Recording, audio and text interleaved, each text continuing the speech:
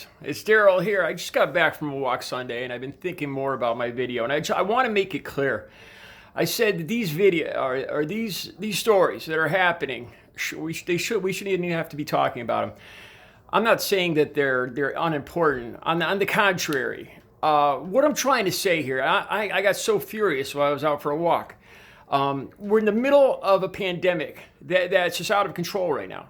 And there's no way we can deny that. The numbers are going up. Whatever Donald Trump says, and that's just another point, that he's not even being honest with the American people on this. That it's just going to still, they don't have to worry. It's still just going to disappear. A few states got a little trouble. They'll get over it. Florida's been hitting 10,000, 11,000 new infections every day. Their death rate is hitting record levels. Texas is running out of beds. The factory that makes the protective gear in California, they had to close down because all the workers got sick from the virus. And instead of dealing with this in a rational, adult way, scientifically, Trump is focused on getting his buddy off the hook for taking a bullet for him, for lying for him, basically. I'm just enraged. It's like having a never disciplined, screaming little 10-year-old snot-nosed brat running around the house setting fires, and the parents falling around behind him trying to put the fires out as this little maniac runs around setting new fires. That's an analogy that it comes to mind.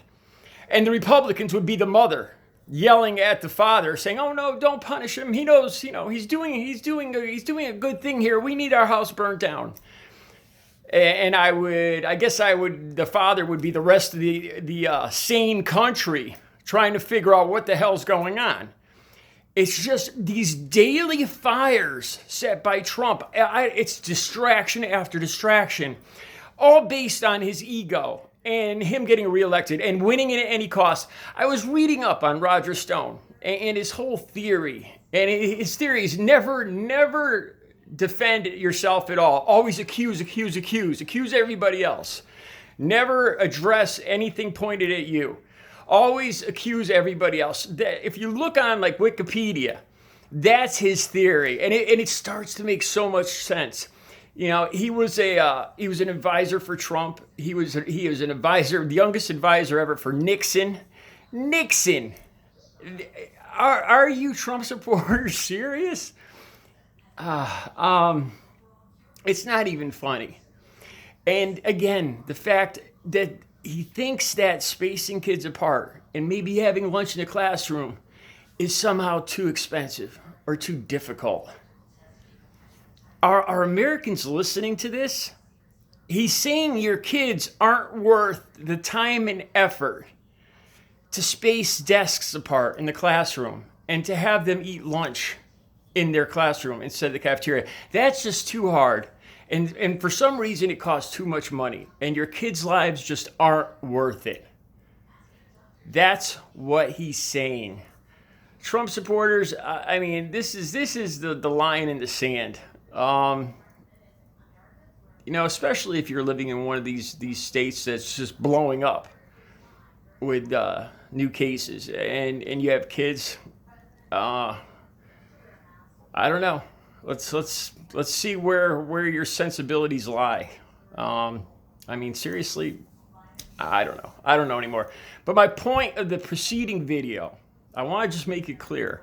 It's not that these stories aren't worth talking about. It's the fact that we have to deal with these stories, these little fires every day, these insane little self-centered, egotistical fires lit by this egomaniac, that we have to deal with this every day, and we have to give less attention to stuff like climate change and the economy and getting America back up on its feet.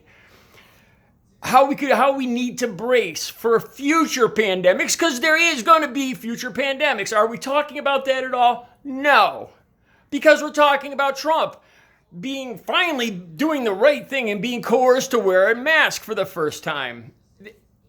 The fact that we have to keep putting out these little fires all around every day is letting the whole situation just get further and further out of control. All right. You guys have a good Sunday.